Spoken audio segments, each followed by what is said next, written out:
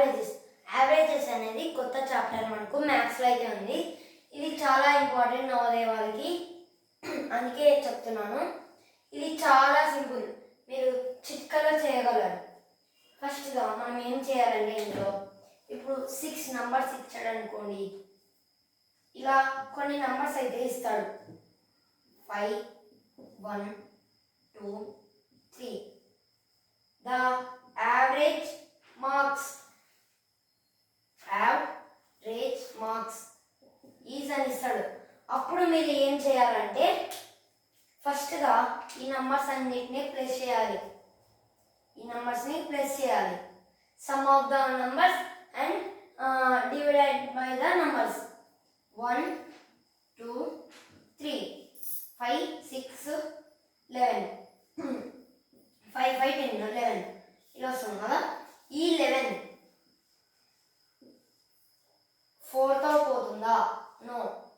4 2s are 8. చూడండి వెళ్తుందా? 4 2s are 8. 8 అంటే అప్పుడు మనకు ఎంత మిగులుతుంది? 3 అనేది మిగులుతుంది. అప్పుడు మనకు ఇదే అనేది కాదనమాట. అప్పుడు మనం ఏం చేయాలి అంటే డెసిమల్ పాయింట్లో ఉండే చూసుకోవాలి. 4 8s are 32. 32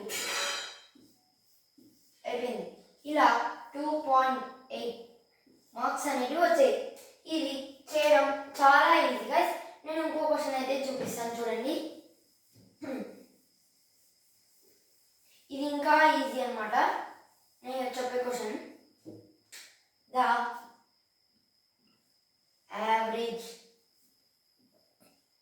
of first 5 even numbers, prime numbers అయితే ఈజీ ఉంటుంది. Prime numbers. ఇప్పుడు మనం ప్రైమ్ నంబర్స్ అయితే రాసుకోవాలి. 2, 3, 5, 7, 11 ఇలా అన్నప్పుడు 10, 2 + 3 5, 5 ఒక 5 10, 17, 18, 28 అనేది వస్తుంది. ఈ 28ని 5తో చేయాలి. 5 5 5s are 25. 25 కాబట్టి 3 ఉంటుంది. ఇప్పుడు మనం ఏం చేయాలంటే పాయింట్ పెట్టుకొని, పాయింట్ అంటే ఒక దించుకుంటున్నాం. 5 6s are 30.